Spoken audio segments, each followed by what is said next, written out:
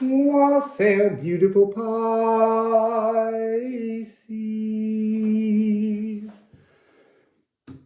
I've been expecting somehow that your reading would come last, because I've been going through the deck to allow them to decide.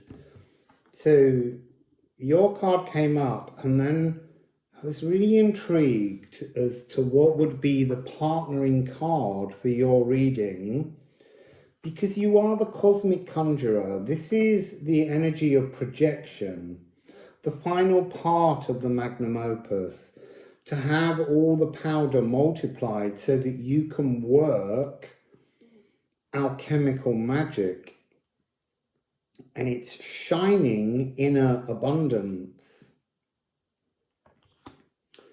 And so I kind of maybe thought that the Philosopher's Stone might come out, but actually something way more profound came out, and that is the energy of Regulus and peace. Because when you complete your magnum opus, you will feel peace. This is a very powerful, very high-end frequency. So let's begin with your card, Pisces. So you have obviously Neptune and Jupiter. So that's an E flat of Neptune and the G of Jupiter. You share Jupiter with Sagittarius.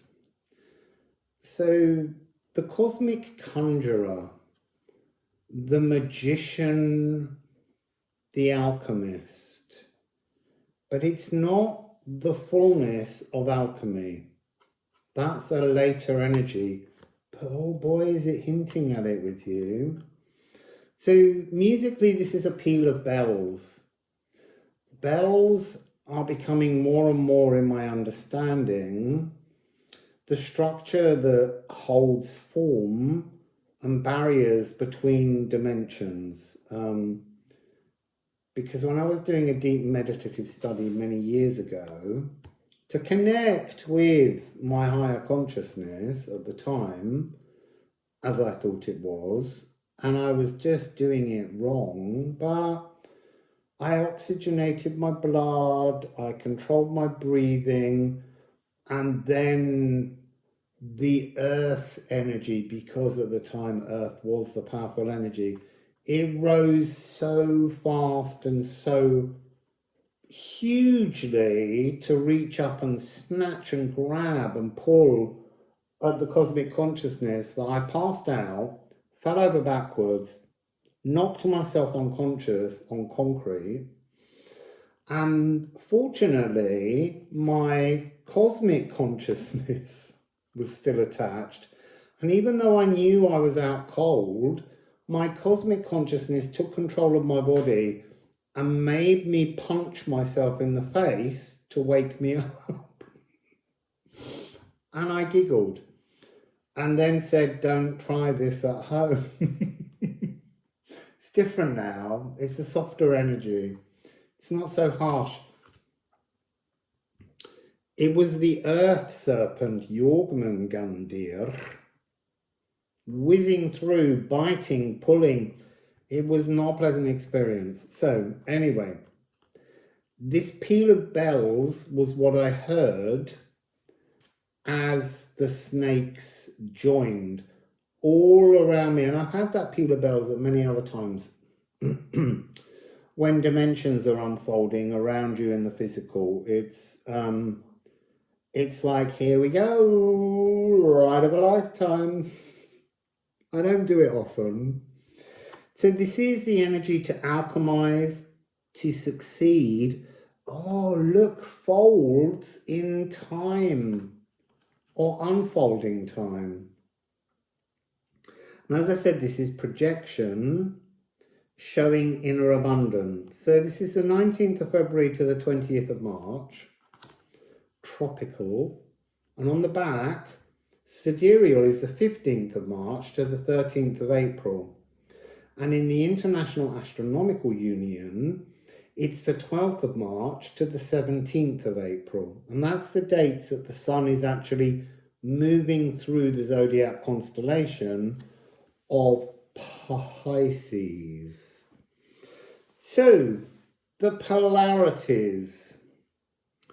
I am exhilarated, or I am soporific, which means sleepy. So, in that soporific energy, we have lethargic. When that energy catches hold of you, when you're on the lower end of the polarity within the shadows, you have to fight the lethargy, or you just want to fall asleep.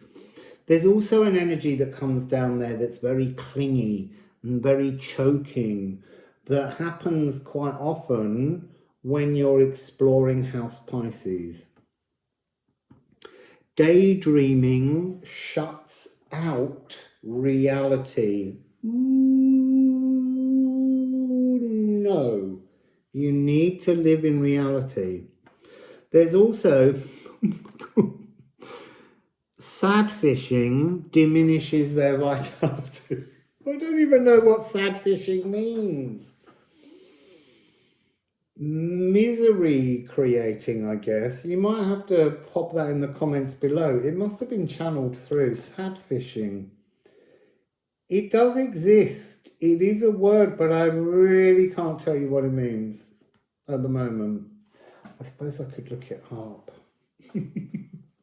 I feel a need to know right now, Pisces, because it might be important. So, sad fishing meaning. Oh, the act of posting sad, sensitive, or emotional things on social media in order to fish for sympathy and get attention. So, serene. If you're in the other end, you can feel very serene, light years ahead. Feelings flow profoundly, like that Kundalini thing that overtook me. Pulling dreams from the astral to here. And then esoteric sea sponge collecting and sharing magic. It's powerful energy that's almost clothed in that notion, like with Moon in Pisces, of passive daydreaming. Active daydreaming is much more the thing. So, what I want to say is House 12 adds up to 396. You have a Tesla code of creation. You have magic at your fingertips here, in your mind, cerebral, in your emotions, in your physical being, and it's already been edited down, doing the rest of the magnum opus. So Regulus, fluid ad libitum. So ad libitum is when you play something musically, but you make it up as you go along, and yet it's completely fluid and has space in the real world to sound absolutely sculpted, but it's just pure muse flowing through. A cosmic conjurer. So you're in your element. There's a new inner resonance. Finding a new home within the dimensions that you're unfolding and not sad fishing in. So self-coronated. This is the energy when you are in perfect balance and you can crown your consciousness as a conductor to deliver and materialize things from the crucible of creation. That's what it is. It's like being a lightning conductor. The cosmic conjurer is pulling things from behind the veil in the realm of Well, it's very Crocus of Venus frequency. The bowl of creative, the crucible of creation. You're pulling energy in and you're materializing it, but it's not like a kind of like, you know, it's not like some kind of stage magician. This is a very peaceful, wonderful magic, knowing that you are the conductor. So that energy I spoke about with the earth energy rising up, this is about a controlled reaching up through the dimensions to take creativity and to bring the creativity down in its bowl and just place it in the world and let it just become your materialization, your desires. Let them be here. Healed living. Healed living. Let's all say that together. Healed living. Not healed, healed. There's an energy of completedness, particularly with this Piscean energy of projection, projecting healing, shining in abundance. It's gorgeous energy. So, oh, I am sonorous or I am muted. Sonorous, the peal of bells. The way in which to unfold and gain access through the dimensions is to work through the frequency of bells. And then, although it has sonorous and muted, the rest of these two frequencies are identical because you're totally self-coronated, regulus, you are healed. So there's no polarity here other than sonorous or muted, and muted can be a choice. So I am sovereign, unrecognizable, creation aether guides me, truly fluid and ecstatic elation. Life is laughter and love in every moment. Wow. That's a powerful house.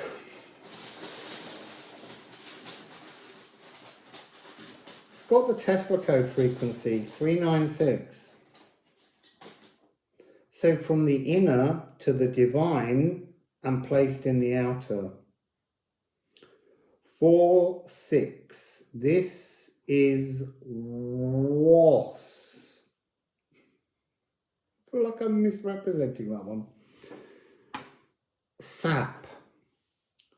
Golden energy.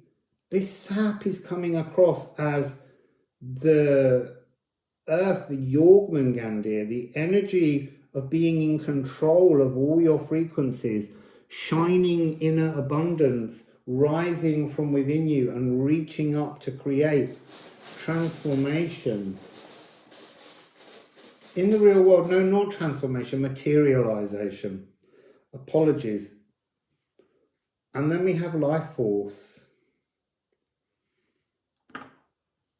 You see, there is something there within this frequency that what rises up is the power and energy of your life force that's truly in your now moment, accessible, usable, creative, fascinating.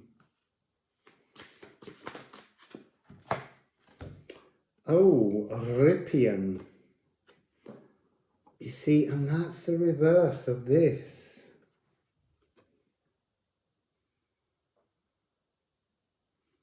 So there is something about understanding cosmic mirrors, palace of true reflections. There's something about everything having to be in total balance to create this. There's a maturity. We must all grow generously wise. There's wisdom. because you're self-coronated now. This is very profound frequency. Look, you can't rush this. This is something, sublime things improve with time. Some reach their fullest bloom, immature, with so much room to still fine-tune their burgeoning maturation. You can't rush this.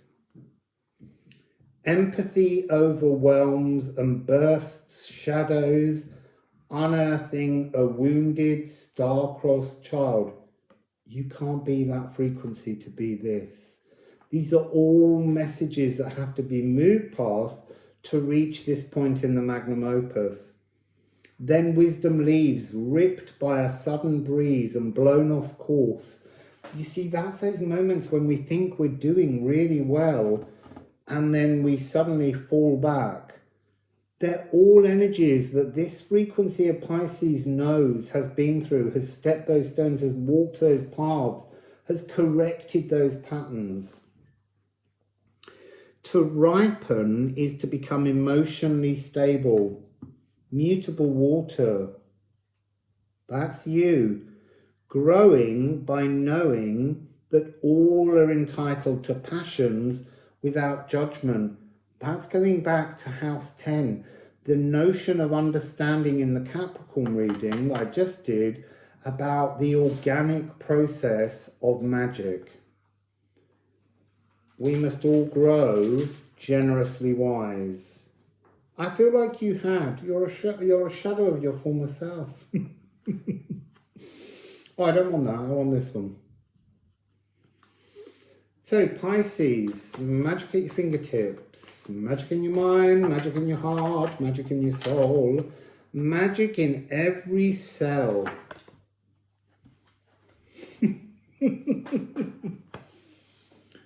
We have the energy of rot. Again, it's going back to this frequency of understanding the organic nature of magic, the Capricorn reading. You have had to decompose so many old thought patterns, but it's also the dance macabre, and that's really interesting. Why? Because they're now saying to me, if you can't dance with death, if you can't acknowledge that all of the magic that you're creating now with your personal philosopher's stone, this multiplication powder that you have at your fingertips, then none of it will become anything. We have to be aware that even these turning rust into gold, for instance, is temporary.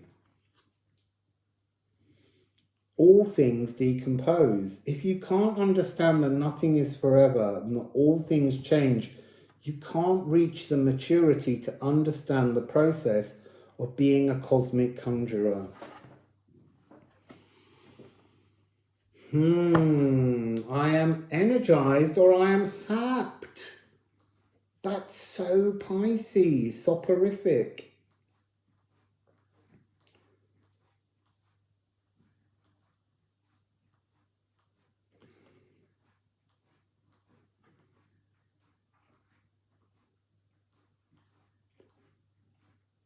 You see, this is the energy is sapped. The energy here in rot is germinating, growing new roots, seeking nutrients in the ground, thinking towards the sun.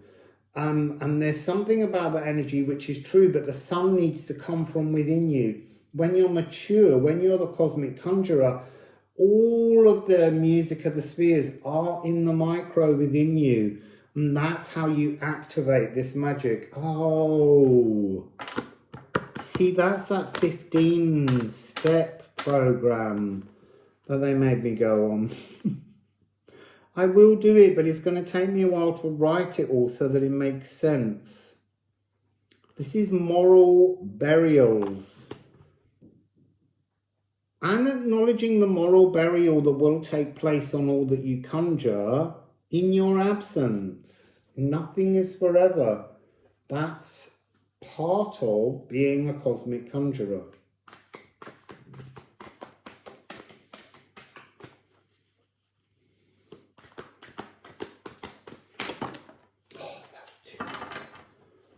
several cards spread all over the place. I just want one. We're on 20 minutes. I don't want to push past half an hour.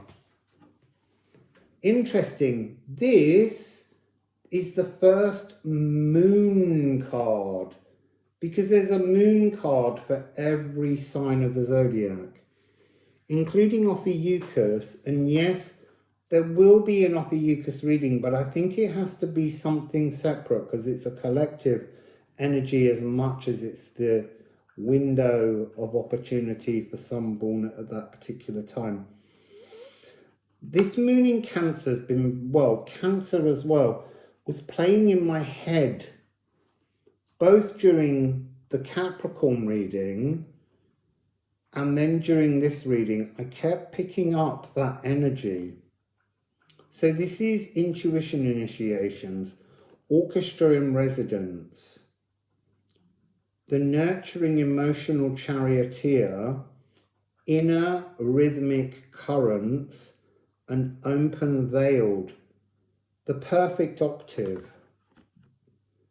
There's something in this energy of the need to understand the application of cardinal water source frequency as part of what nourishes cosmic consciousness in the physical.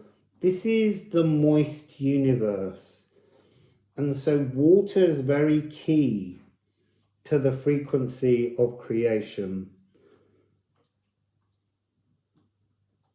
Oh, and you have that energy of being the esoteric sea sponge. That's exactly it. Being saturated with the divine waters, but they have to come down and they have to flow somehow through all of your being. I don't know how you do that. I am starved, gushy, oversensitive, smothering others, easily rocked by criticism. You see that none of those have any place in this cosmic conjurer. They're all energies that have been moved past. Loyal, protective, sensing others' needs. And you see, that's interesting, because I always get this message that the law of attraction and manifestation is different to this energy of materialization.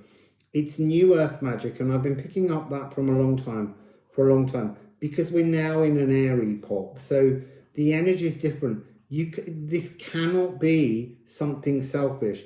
To materialize something in this cosmic conjurer energy, you understand that what you're creating must outlast you. It won't last forever, but it must outlast you. That's the dance macabre. You're gifting something through you to others. And that's the difference here. Perfect octave, an A and an A. The same thing, you and others. Bringing something in that can maintain,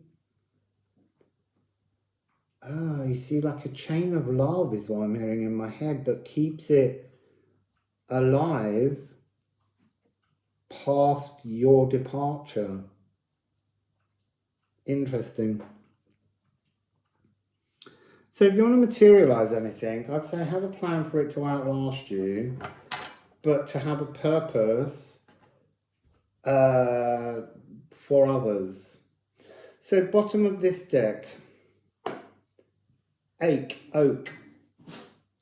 This is the natural world vibrating to assist you in this cosmic conjuring. That's in the Capricorn reading, understanding how to cast a spell. At this point, you should know. I don't know.